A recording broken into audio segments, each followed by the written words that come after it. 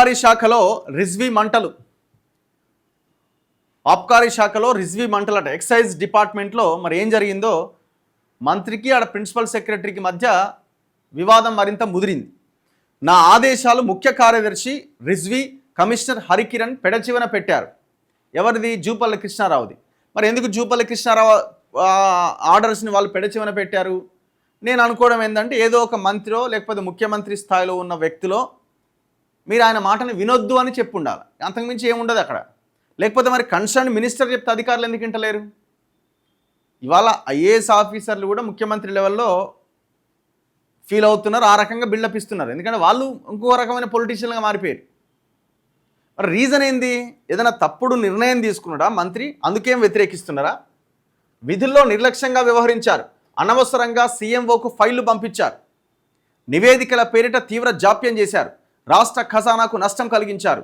సీఎస్కు మంత్రి జూపల్లి ఫిర్యాదు. స్వచ్ఛంద పదవీ విరమణకు రిజ్వీ దరఖాస్తు చేసిండట.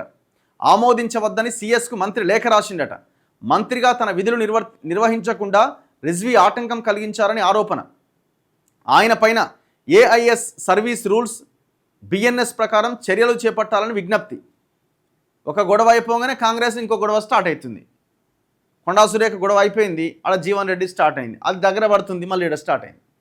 మళ్ళీ దీనికి మళ్ళీ ఎవరితో లింక్ ఉన్నదో ఇప్పుడు నేను 100% చెప్తున్నా. ఇది జూపల్లి కృష్ణారావుని పడకపోవడమో లేకపోతే ఆయన పక్కన పెట్టాలన్న ఉద్దేశంతో ఇంకోటో మొత్తానికి వ్యవహారం జరిగిందని అయితే నాకు అనిపిస్తున్నది.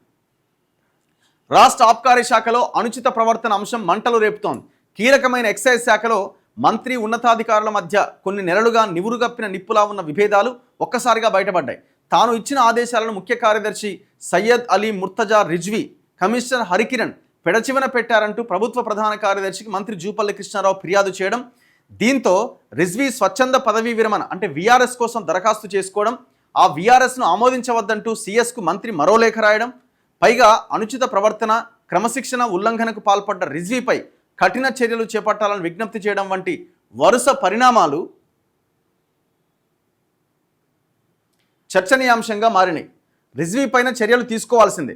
రిజ్వీ వీఆర్ఎస్ దరఖాస్తు, ఆయన పైన సీఎస్కు మంత్రి చేసిన ఫిర్యాదు బయటకొచ్చిన అనంతరం సీఎస్కు మంత్రి జూపల్లి మరో లేఖ రాశారు. రిజ్వీ ఉద్దేశపూర్వకంగా విధులను ఉల్లంఘించారని, రాజ్యాంగబద్ధమైన విధుల నిర్వహణలో నిర్లక్ష్యంగా వ్యవహరించారని, మంత్రిగా తన విధుల నిర్వహణకు అడ్డంకులు సృష్టించారని ఆరోపించారు. అనుచిత ప్రవర్తన, క్రమశిక్షణ ఉల్లంఘన నేపథ్యంలో రిజ్వీ పైన తగిన చర్యలు తీసుకోవాలని కోరారు. సో మరి ఏం జరిగిందట? మద్యం బాటిల్స్ మీద వేసే హాలోగ్రామ్ లేబుల్స్కు సంబంధించి 11 సంవత్సరాలుగా ఒకే కంపెనీకి సరఫరా కాంట్రాక్ట్ ఇస్తున్నారట. 11 ఇయర్స్గా. కొత్త సాంకేతికతలతో మరింత భద్రమైన లేబుల్స్ ఇచ్చేలా కొత్తగా టెండర్లు పిలవాలని మంత్రి ఆదేశించిండట. దాని మీద ఒక లేబుల్ వేస్తారు కదండి మద్యం లిక్కర్ బాటిల్ మీద. సో ఆ లేబుల్, కొత్త లేబుల్ తయారు చేయాలనేది మంత్రి అట. దానికట ముఖ్య కార్యదర్శి రిజ్వీ మళ్ళా పాత వారికి అవకాశం ఇచ్చిండట. చిట్టి సృజన్ కేసులో బకాయిలు, కాంపౌండింగ్ ఫీజును పునః పరిశీలించాలని మంత్రి 3 పర్యాయాలు ఆదేశించిందట. దాన్ని కూడా ముఖ్య కార్యదర్శి పట్టించుకోలేదట. క్యాప్రికార్న్ బ్లెండర్స్ నుంచి చట్టవిరుద్ధంగా 6,15,00,000 డిమరేజ్ ఛార్జీలను వసూలు చేశారనే ఆరోపణల నేపథ్యంలో సంబంధిత రికార్డులు అందించాలని మంత్రి కోరిండట. నివేదికల పేరుతో ముఖ్య కార్యదర్శి జాప్యం చేసిండట.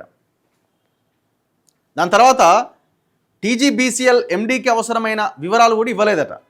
ఏబీడీ లిమిటెడ్ కంపెనీ మద్యం ఉత్పత్తి, గరిష్ట అమ్మకం ధరల విషయంలో అసాధారణమైన జాప్యంతో రాష్ట్ర ఖజానాకు భారీగా నష్టం కలిగిందనే ఫిర్యాదులపైన ఎక్సైజ్ కమిషనర్ను మంత్రి వివరణ కోరితే ఎలాంటి సమాధానం రాలేదట. ఇక అవసరం లేని ఫైళ్లను కూడా సీఎంఓ కార్యాలయానికి పంపడం, మంత్రి తీసుకున్న నిర్ణయాలకు మంత్రిమండలి ఆమోదం కావాలంటూ కోరడం వంటి చర్యలతో తీవ్ర జాప్యం చేస్తూ వచ్చిందట. ఎంపీ డిస్టిలరీ విషయంలో ఎల్ఓఐ జారీ చేయాలని మంత్రి ఆదేశించిన అంటే లెటర్ ఆఫ్ ఇంట్రెస్ట్ ముఖ్య కార్యదర్శి పట్టించుకోలేదట. బ్లూ సీల్ వైనరీ విషయంలో మేనేజ్మెంట్ మార్పు ప్రక్రియ ఎన్నికల కోడ్ కారణంగా 5 నెలల 21 రోజులు జాప్యం జరిగింది. లైసెన్స్ పొందడంలో మేనేజ్మెంట్ తప్పు లేదని, అనుమతులు ఇవ్వాలి అని మంత్రి ఆదేశిస్తే మంత్రికి నిబంధనలు సడలించే అధికారం లేదని, ముఖ్యమంత్రికి మాత్రమే ఉందంటూ రిజ్వీ ఆ ఫైల్ను సీఎంఓకు పంపించిందట. ఏ నిబంధన కింద సీఎంకు ఈ ఫైల్ పంపారో తెలపాలని ముఖ్య కార్యదర్శిని మంత్రి అడగాల్సిన పరిస్థితి వచ్చిందట. ఇలా సంబంధం లేని ఫైళ్లు పంపడం ద్వారా సీఎంఓ పైన అనవసరపు భారం మోపారు. డిస్టిలరీలకు సంబంధించి ఎల్ఓఏలను ఆమోదించే అధికారం మంత్రికే ఉన్నా మంత్రిమండలి ఆమోదం కావాలంటూ పెండింగ్లో పెట్టారు. ఇక బార్ అసోసియేషన్ ఫిర్యాదులు, A4 దుకాణాల సంఘం నుంచి వచ్చిన ఫిర్యాదుల పరిష్కారానికి వీలుగా ఆయా అంశాల వివరాలతో నివేదిక ఇవ్వాలని ఈ ఏడాది ఆగస్టు 30వ తేదీన కమిషనర్ను మంత్రి కోరితే ఇంతవరకు నివేదిక ఇవ్వలేదట. కొన్ని లిక్కర్ సంస్థలకు సకాలంలో అనుమతులు ఇవ్వకపోవడంతో ఉత్పత్తి ఆగిపోయి రాష్ట్ర ఖజానాకు దాదాపుగా 223 కోట్ల నష్టం వచ్చేలాగా కమిషనర్ వ్యవహరించారని ఆ నోట్లో పేర్కొన్నాడట. ఈయన 10 ఏళ్ళు సర్వీస్లో ఉండగానే మరి వీఆర్ఎస్కి అప్లై చేసిండట.